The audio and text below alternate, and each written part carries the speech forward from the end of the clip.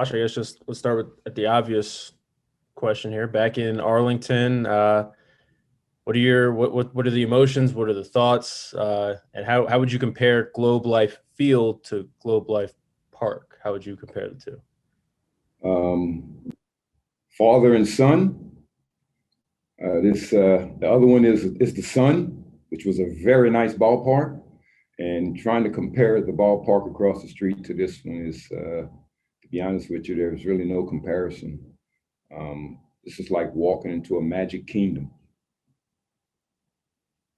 As far as being back in Texas goes, I will always love Texas. I will always love the family atmosphere that we created here, the success that we had. You just don't forget that. All the friends you made, you just don't forget that.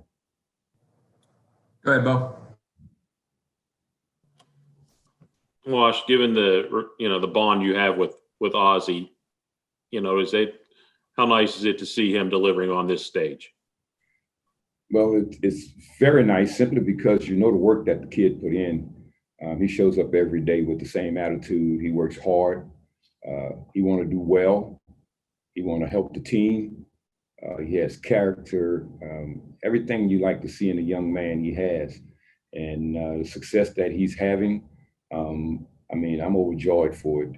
I really have to hold myself back. I'm so proud of what he's doing, simply because I'm with him every day and I know the time he put in and I know how much he cares. Steven? Hey, Wash. One of the things this is one of the bobbleheads that's on the wall right now. So you're always overlooking me even when I'm working. But when I see that, what it reminds me of is that passion that people got to see out of you during that run in 2010, 2011. Baseball people knew about it. But talk about how people got to see your persona and how that's just shows out with you no matter what you're doing. Well, when I first came to Texas in 2007, after we got eliminated in the playoffs against Detroit, and the players found out that I was interviewing, and when I finally got the job, Eric Chavez came to me and told me, no matter what you do, just don't change who you are. And I've never done that. And I just try to express that to the people that I'm around, whether they're my infielders I'm working with every day, whether it's pitchers that's asking me questions about things, whether it's outfielders, whether it's fellow coaches asking me things. I just try to portray exactly who I am. And I do that every day. And I try to get them to understand that's what they have to do every day. And this game, it's about giving. And I think I have a lot of wisdom and a lot of knowledge to give. And I just keep giving as much as I possibly can. And I try to tell them the day will come that they would have to give. And don't hold back, just keep giving, because that's what it's about. That's why you see so much joy in me about loving the game of baseball, because there was a lot of people that influenced my life. And I just try to pass the things on that I've gotten in the game of baseball and what I've learned in life. And hopefully, at some point, those guys are able to transfer that to other people. And the world just keep on moving. The game of baseball just keep on moving, and the joy just keep coming. The last thing I wanted to ask you about, this group that you're with now, there's obviously a lot of young guys that you get to work with, some veterans. It seems similar to the group you had here. Just talk about that and how much you just embraced that part of it. Well, I look back in my career as a player, as a coach, as a manager. I've only made one decision in my life to leave a ball club. In my career as a baseball player and a baseball man, I've always been where I was until I had to leave. The decision I made to come here to Atlanta was the best decision I've made, where I had to make a decision. I got involved with an organization that has a lot of young kids that already have character. They're so humbled, and it's a joy to be around them every single day, because they come to the ballpark for one thing, to be the best that they can possibly be for each other. And that's something you have to really build. But I found that to already be here with these young kids when I came here. So there's a lot of people I have to thank. I have to thank Billy Beane for understanding that I had to leave Oakland to come to Atlanta to do the same thing that I was doing in Oakland. That meant a lot to my family to be closer to home. But it meant a lot to me to know that I made a decision to come to Atlanta And I'm so happy. I'm so happy simply because of the character of the people that I'm around every single day. And it starts at the top all the way down. I'm just a blessed person. I'm a very blessed person. And, I was so blessed to even come to Texas. I was so blessed the way we turn things around here in Texas. When you treat people right and you try to do the right thing, you're only human. Sometimes you make mistakes. But the main thing is that people know who you are. And I've been fortunate to be around a lot of people that know who Ron Washington is. And I have an opportunity, and I have an opportunity right now again. And you're right, these guys go about their business the way we went about our business when I was here in Texas. And that's the good thing about it. And they're young, and they care about each other. Thanks, Wash. Continued success, my friend. Thank you. Go ahead, Zach.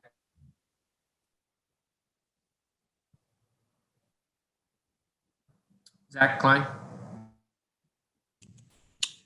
They're keeping you young as well, my friend. What's the circle of energy? I mean, are you giving it to them? Are they giving it to you? And how much fun are you having right now? It works both ways. When you give, you're actually not expecting anything back, but it's even better when you give and you give back. We've created an atmosphere that these guys are on time with everything they do. Their routine is so, Skip said the other day that sometimes our routine is boring, but that's baseball. You have to stay in a routine in baseball. You have to come to the ballpark every day and do the same thing over and over. And it can get boring, but it never gets boring with these guys. And that's what keeps me energized. Being around a group that want to work, because I was taught to work. And that's the only way I know about going about the things that you have to do so you can maintain in the game of baseball consistency. That's what it's about. It's about being consistent every single day. And these guys are consistent every single day. We play a 162 game season. We've been in the playoffs the past few years, and our routine did not break. That's the joy right there. Sometimes when you get further in things that you are trying to accomplish, all of a sudden the things you did to get there, you forget about. Well, I don't let them forget. And the good thing about it, they don't forget, because I don't go hunting them down. They show up because they know that's the right thing to do for every single one of their teammates. So I'm definitely, it works both ways. I give them energy, they give it back. Go ahead, Gabe. Hey, Wash. Freddie Freeman was saying the other day that I have gold on my glove, and that's because of Ron Washington. And that's the kind of thing we've heard so much over the years, whether it's from Eric Chavez or whoever else. What does it mean to you to still be impacting players that way, even a guy as veteran as Freddie is? Well, that's what I do. And the thing is this, you can be the best coach, the best teacher, the best mentor in the world. But if the things that you are trying to do are trying to get guys to understand or get them to know that this is the routine you have to do to be consistent, if you can't get that through to them, then the fact that you know so much does not matter. The only thing that matters is that they go out there and they compete and they do the right things to help their team. That's my job, is to help them to understand how good they can be within the things that they're capable of doing. So to answer your question, I'm thrilled. And to hear that from Freddie too, I didn't know he said that, but we work every day. And all I'm trying to do is give back the things that, once again, all the people in my life gave to me, give back to them. But he has to come and want it. And he does. He comes and he wants it. And whatever you see Freddie do out there, all the credit go to Freddie. All Ron Washington is doing behind the scenes is making sure that he's prepared to go out there, and then he just go out there and react. I'm not catching balls in between those lines. They are. I'm just helping them to understand how to do it.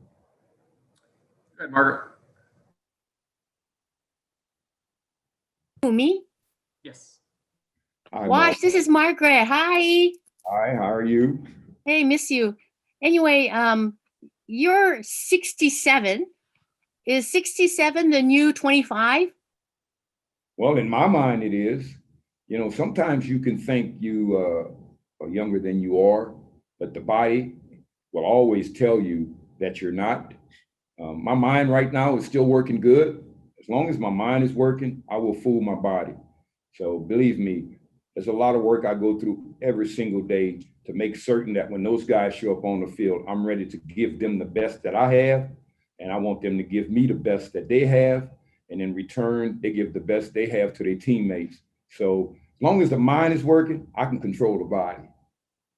You're a great role model. Thank you. Thank you.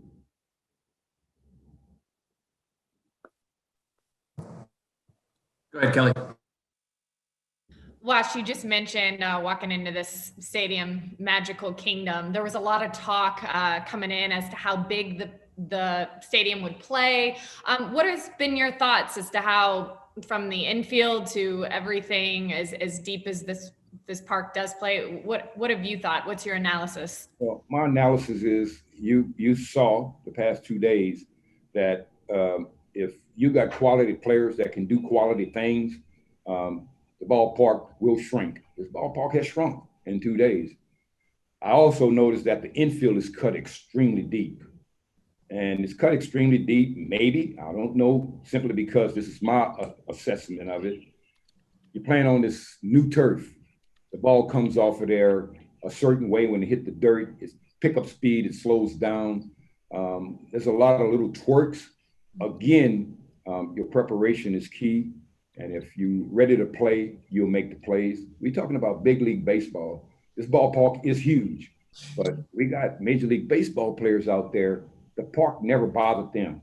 Now, there's some little quirks out there when the ball may hit certain areas out there that you have to be aware of. But our message to our guys was our front office made an overlay of Truist Park on top of this field. And there was just a few differences. And those few differences is not huge enough to become a mental block. So we're just out there, you put the ball in play, we go get it. If the ball get to us, we throw to the right place. In other words, I'm talking about, we're just thinking about playing baseball, but this is a beautiful ballpark. It is huge. Little guys won't be leaving here, all except for Ozzie Albies. But it's a beautiful place, and I'm so happy that Major League Baseball have allowed us to come in here and have an opportunity to play, and it's in the playoffs. So other than that, it's a ballpark. And if you think anything more than it, now you might have your mind on things that it shouldn't be on except the game. Go ahead, Dave. Wash, it seems like you have like 100% buy-in from these infielders that are all there every day doing the individual work. How important has that been to their steady improvement? And I know Freddie's got a Gold Glove, but it looks like you have one or two at least other guys who might get one day. Have you been pleased with their development? Oh, no doubt about it. From day one, I came up in here as only with a reputation. They didn't actually know who I was. They knew of my reputation. And I've never, since I've been here, forced anyone to come do anything that they don't want to do. I think as a teacher, as a mentor, as a coach, you have to put the availability there and give them an opportunity to show up. If no one would have showed up, I wouldn't have been unhappy. I would have been unhappy, but I wouldn't have shown it. But there will always be someone that's interested.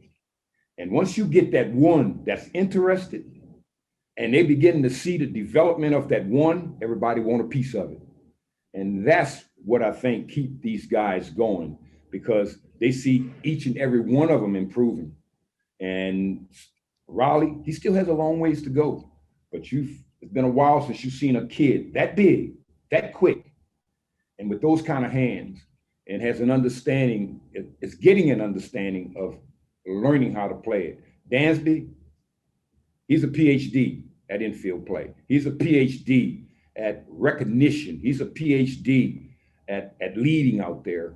We all fortunate. So Raleigh's fortunate to have him next to him. Ozzie, he's still growing. He's fortunate to have Dansby there too, because of the leadership he has. Freddie, well, everyone knows about Freddie Freeman.